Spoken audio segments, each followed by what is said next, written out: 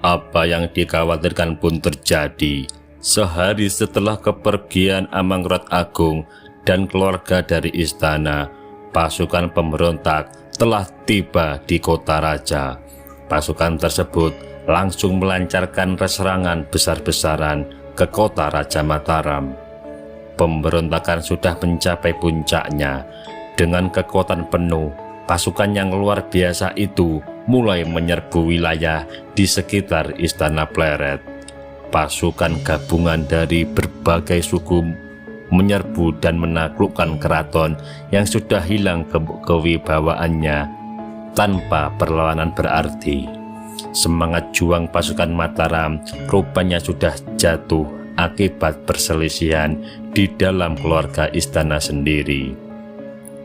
Meski dalam olah kanuragan dan keprajuritan mereka sebenarnya lebih unggul dibandingkan pasukan Trunojoyo, namun mereka menjadi bingung setelah mengetahui bahwa Raja Mataram dan keluarganya telah melarikan diri. Pasukan Mataram yang bertahan menjadi kocar-kacir.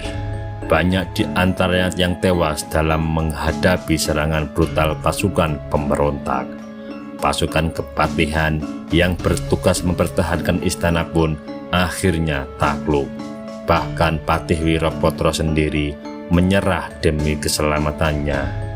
Istana Pleret pun diserang hingga akhirnya jatuh ke tangan pasukan Trunojoyo. Mengetahui orang yang dicarinya telah pergi meninggalkan istana, pasukan pemberontak melampiaskan kemarahannya dengan mengobrak-ngabrik isi istana. Dengan beringas, mereka memporak-porandakan keadaan di dalam keraton. Mereka pun melakukan penjarahan apa saja yang dianggap berharga di dalam istana yang nyaris kosong tak berpenghuni itu. Sepekan setelah pendudukan istana oleh pasukan pemberontak, Trunojoyo pun tiba dan mendapat laporan bahwa Amangrod Agung dan keluarganya pergi meninggalkan istana.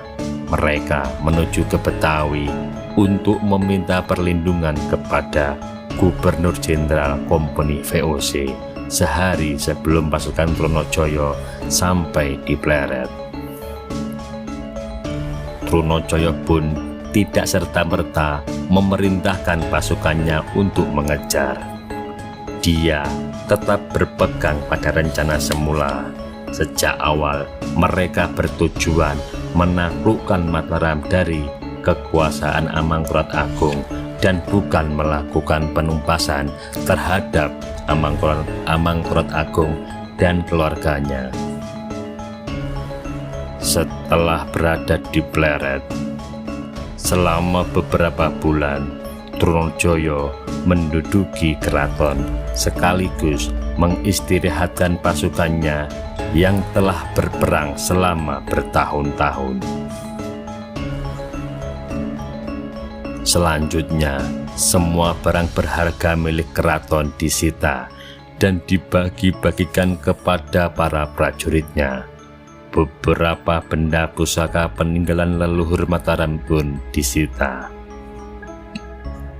Setelah mengambil rampasan perang dari istana, kecuali meriam-meriam berat yang tak bisa diangkut, pasukan Trunojoyo kemudian meninggalkan keraton yang kosong dan rusak berat itu untuk kembali pulang ke pusat kekuasaannya di Kediri. Dalam kepulangannya kembali ke Kediri, Trunojoyo membawa serta putri Amangrod Agung yang ditinggal di istana untuk diperistri. Anak dari kakak iparnya tersebut akan dijadikan sebagai pengabsahan kekuasaan dirinya sebagai raja pengganti Amangrod Agung.